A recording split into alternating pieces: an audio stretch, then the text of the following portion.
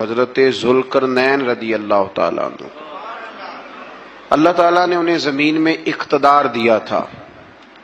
4 لوگ دنیا میں ایسے ہو چکے ہیں جنہیں اللہ تبارک و تعالیٰ نے پوری دنیا میں اقتدار دیا، ایک وقت میں پوری دنیا کا ایک ہی بادشاہ۔ 2 مسلمان تھے، 2 کافر۔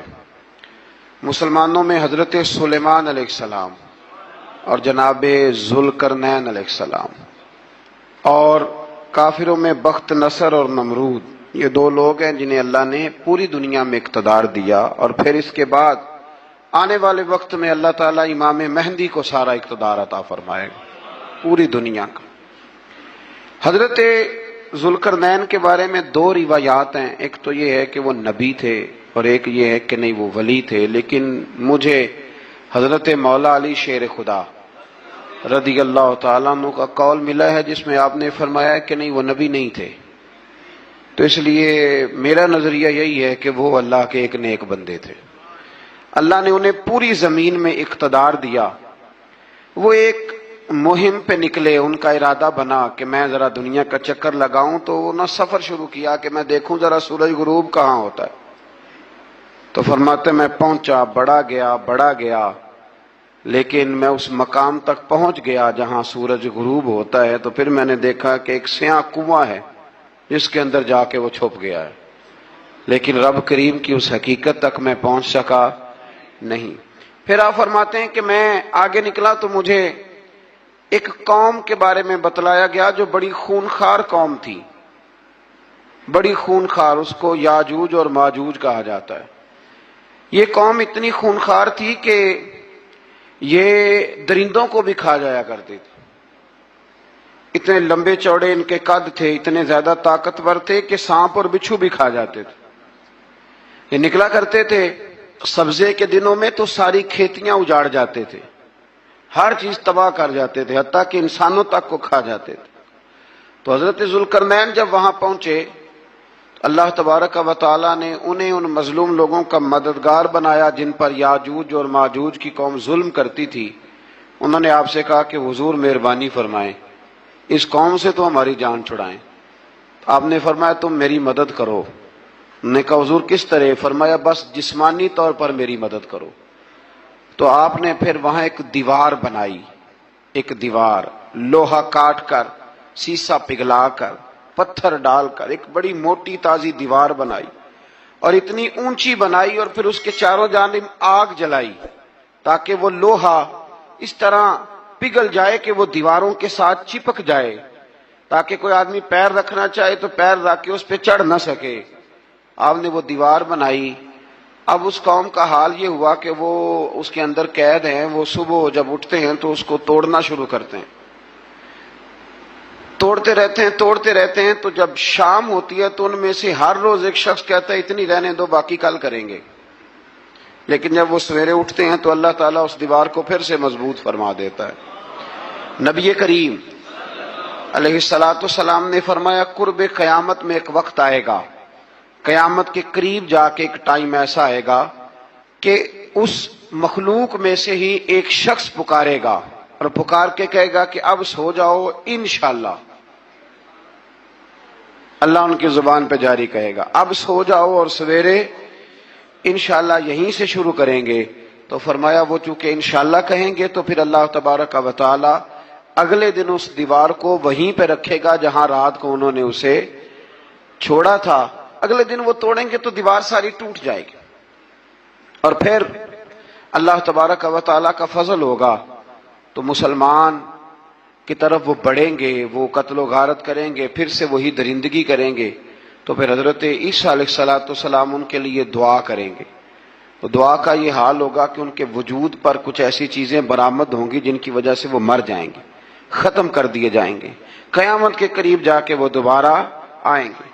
اس کے بعد پھر اللہ تبارک و تعالیٰ نے سورہ کہف کی آخری آیات میں 7 سمندر اور ان جیسے اور بھی آ جائیں، فرمایا 7 سمندر ہوں اور ان جیسے اور بھی آ جائیں اور مل کر وہ روشنائی بن جائیں تو میرے رب کے کلمات ختم ہونے سے پہلے سمندر ختم ہو جائیں گے۔ اور آخری آیت میں اللہ تعالیٰ نے فرمایا کہ اے رسول صلی اللہ تعالی علیہ وسلم آپ کہہ دیجئے کہ میں تمہاری طرح ہی ایک बशर हूँ, अना बशरुम मिसलकुम, मैं भी तुम्हारी तरह एक।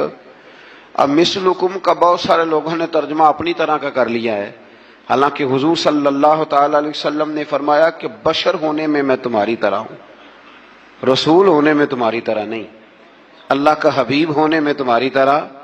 और वो ये जो मैं कह रहा हूं ना नहीं, तो ये सही बुखारी के लफ्ज हैं। हुजूर ने फरमाया अय्युकुम मिसली, कौन है तुम में जो मेरी तरह हो, ये सही बुखारी के लफ्ज हैं।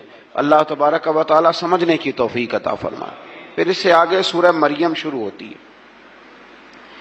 इस सूरत में अल्लाह तबारक व तआला ने हजरत ज़करिया अलैहिस्सलाम का जिक्र फरमाया है कि वो लावलद थे और बुढ़ापे की उम्र को पहुंच चुके थे। उन्होंने अल्लाह ताला से औलाद की दुआ की जो इनका और आले याकूब का वारिस हो, तो अल्लाह ताला ने उन्हें बेटे की बिशारत अता फरमाई जिसका नाम उन्होंने याहया रखा।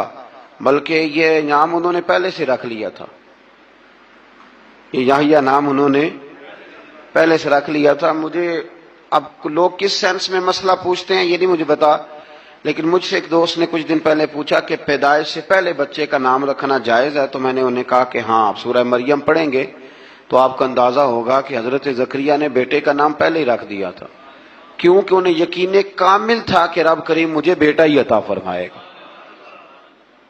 तो हजरत याहया अलैहिस्सलाम को अल्लाह ताला ने बचपन में ही नबुव्वत अता की और किताब दी। इनके औसाफ ये बयान किए कि वो पाकीज़ा और मुत्तकी थे, माँ बाप के साथ नेकी करने वाले थे और सरकश नहीं थे। इन पर सलाम हो जब वो पैदा हुए, और इन पर सलाम हो जब उनकी वफात हुई, और क़यामत के दिन जब उन्हें उठाया जाएगा। इससे मालूम हुआ कि नबी करीम अलैहिस्सलाम पर या किसी भी नबी पर सलाम भेजना और उस दिन पर सलाम भेजना जिस दिन अल्लाह ताला ने उन्हें पैदा फरमाया है, ये कुरान मजीद से साबित है।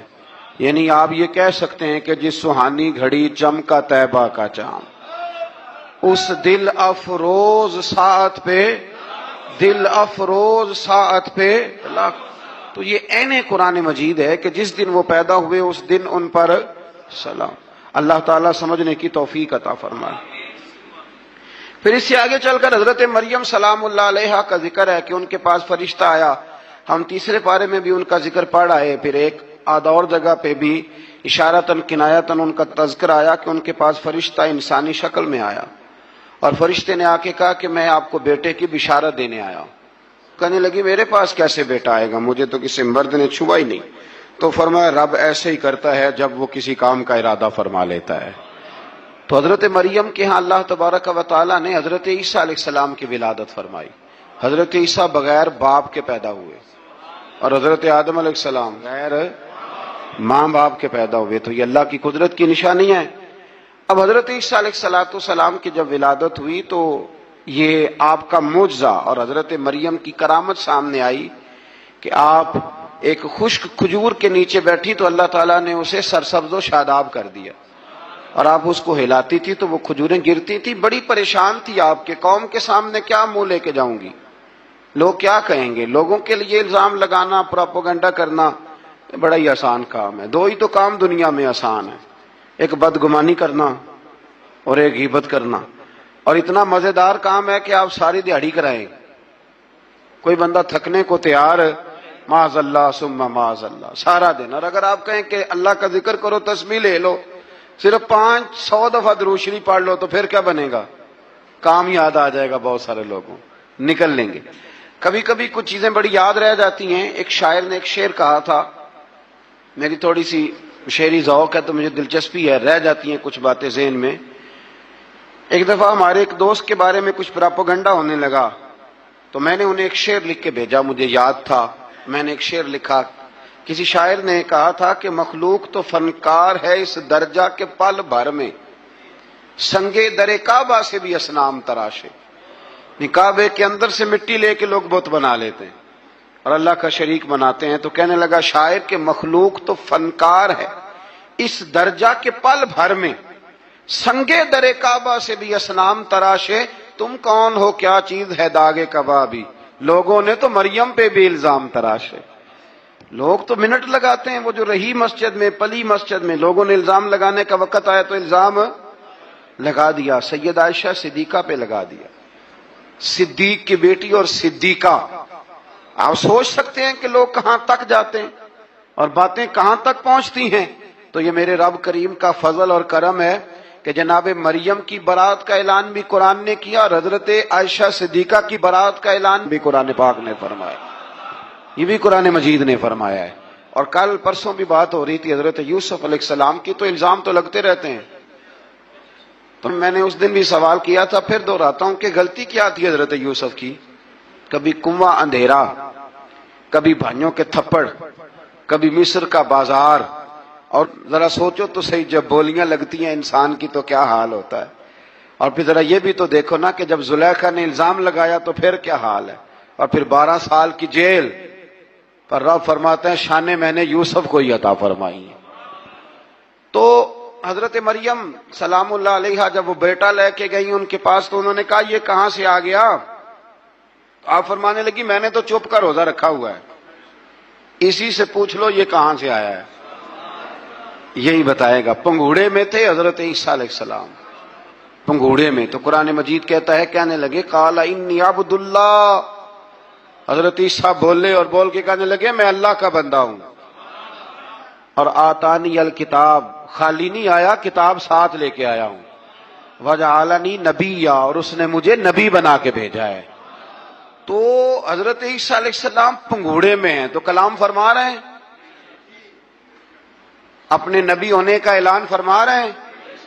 اب اس بندے کے قریب جا کے اس سے سوال کرنے کو دل نہیں کرتا جو نبی پاک کے بارے میں کہتا ہے 40 سال کے بعد نبی بنے.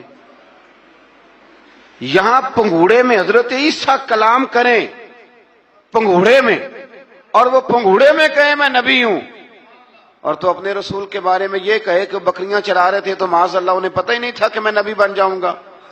ایسی کوئی بات نہیں. اعلیٰ حضرت فرماتے ہیں اللہ اللہ وہ بچپنے کی پھبن، یعنی بچپن میں بھی رنگ ڈھنگ نرالے تھے میرے رسول. اللہ اللہ وہ بچپنے کی پھبن، اس خدا بھاتی صورت پہ لاکھوں سلام، اس خدا بھاتی صورت پہ. اور مرحوم اعظم چشتی نے بھی ایک جملہ بڑا خوبصورت کہا، اس نے کہا تیری حیات پاک کا ہر لمحہ پیغمبر لگے، تیری حیات پاک کا ہر لمحہ پیغمبر لگے.